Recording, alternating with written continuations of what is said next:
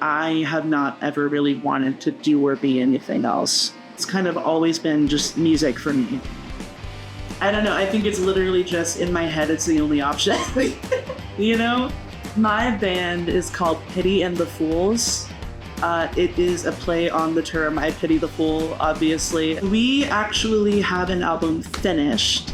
It's called Act Your Age. It's kind of a coming-of-age piece, because I started writing a lot of those songs, or the lyrics for them at least, when I was like 19, all the way up until I was about like 23, is when kind of the cutoff for when I finished most of those songs. I've always loved to sing. I've always loved to do all of that.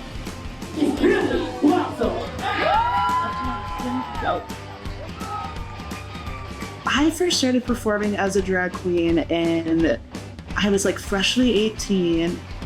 I had just graduated high school. The reason why was because I had just started watching RuPaul's Drag Race. I have been watching a lot of Trixie Mattel on YouTube, and it just looked like a fun thing to do. And also, secretly a little bit, I just wanted to be more feminine than I was allowed myself to be. Kind of stepping away from drag was trying to find the balance between the character versus who I am as a woman, in air quotes, kind of, because the entire persona of Billy Blossom, my drag name, was just me but girl. What do you do if you are a girl? I decided to form a band instead of just doing solo work. When I realized how fun it is to collaborate with other people and how much easier it is. It's so much easier. It is so much more fun to feel like you have people working on something with you when it's a collaborative effort. Because when I'm working on something by myself, I become very perfectionist. All of the pressure falls on me. I have to figure everything out myself. Whereas with a band, it's you kind of have people that you can rely on and fall back on, and people who are gonna, help you with anything that you don't feel like you can do right at that moment.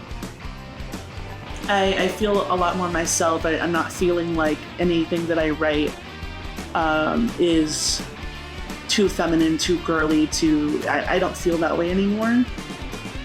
I don't feel any pressure to perform androgyny or anything like that. I'm just allowed to fully be myself without worrying about is this gonna come across as too gay, or whatever. And I love that. But I found out recently that a lot of people who come to the shows and don't follow me don't immediately assume that I'm transgender and just are like, oh, that's a girl.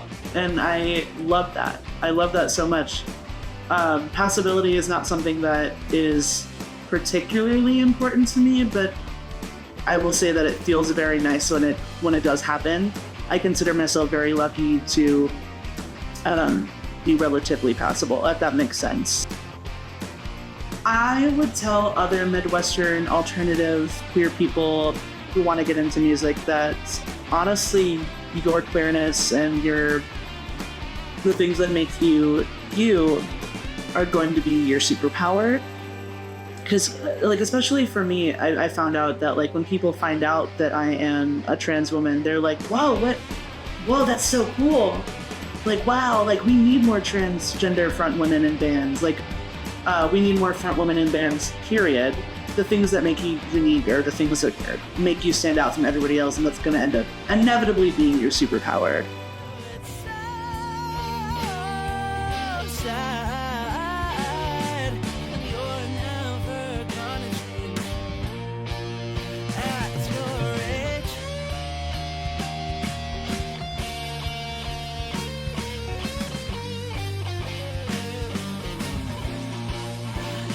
Your